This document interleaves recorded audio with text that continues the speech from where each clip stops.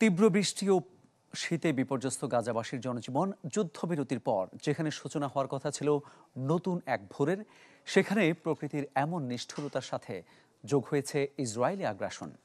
জাতিসংঘের প্রতিবেদন বলছে বিপর্যস্ত উপত্যকা পুনর্গঠনে লাগবে $7,000 কোটি। নতুন বাংলাদেশ গড়তে এলো জুলফিকার স্টিল।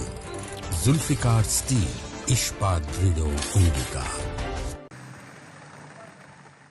একদিকে পানির জন্য হাহাকার, আরেকদিকে এই পানি হয়ে উঠেছে অভিশাপ। উপত্যকায় শীত জেঁকে বসার সাথে সাথেই মরার উপর খাড়ার ঘা হয়ে তীব্র বৃষ্টিপাতের আঘাত, সেই সাথে উপরি হিসেবে আছে বিচ্ছিন্নভাবে ইসরায়েলি আগ্রাসন।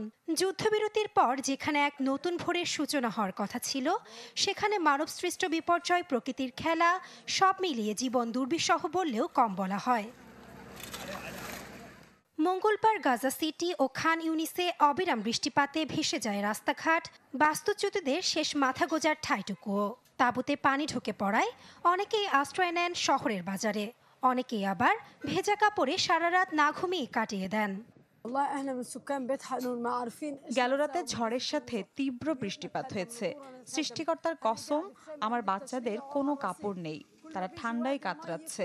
আমার ছেলের বয়স মাত্র 1.5 বছর। সারা রাত আমার কাছে কোনো কম্বল ছিল না। এদিকে হামাস নিয়ন্ত্রিত গাজা সরকারের হিসেব বলছে, গেল সপ্তাহের ঝড়ো আবহাওয়ায় প্রায় $45 লাখ ক্ষতি হয়েছে। ক্ষতিগ্রস্ত হয়েছে প্রায় 22,000 তাঁবু, নষ্ট হয়েছে খাবার, ওষুধ সহ বহু অবকাঠামো। এমন পরিস্থিতিতে আরও 3 লাখ তাঁবুর প্রয়োজন বলে জানায় স্থানীয় সাহায্যকারী সংস্থাগুলো। এদিকে মঙ্গলবার জাতিসংঘের প্রকাশিত এক প্রতিবেদন বলছে, 2 বছরের গাজা যুদ্ধ ও অধিকৃত পশ্চিম তীরে ইসরায়েলি নানা বিধিনিষেধের রেকর্ড পতনের শিকার ফিলিস্তিনের অর্থনীতি।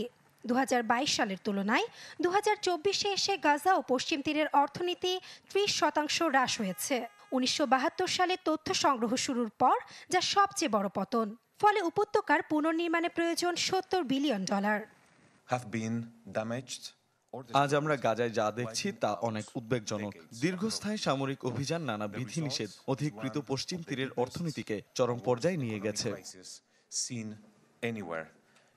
এদিকে আন্তর্জাতিক আইনকে বুড়ো আঙুল দেখিয়ে গাজা উপত্যকার মতোই অধিকৃত পশ্চিম তীর জুড়ে আগ্রাসন চালিয়ে যাচ্ছে ইসরায়েল। ফিলিস্তিনিদের ঘরবাড়ি ছাড়তে বাধ্য করছে ইসরায়েলি সেনারা। হিউম্যান রাইটস ওয়াচের প্রতিবেদন বলছে, চলতি বছর পশ্চিম তীরের 3টি শরণার্থী শিবির থেকে 32,000 ফিলিস্তিনিকে তাদের ঘরবাড়ি থেকে উচ্ছেদ করেছে IDF। নাসরিন নদী, চ্যানেল 24।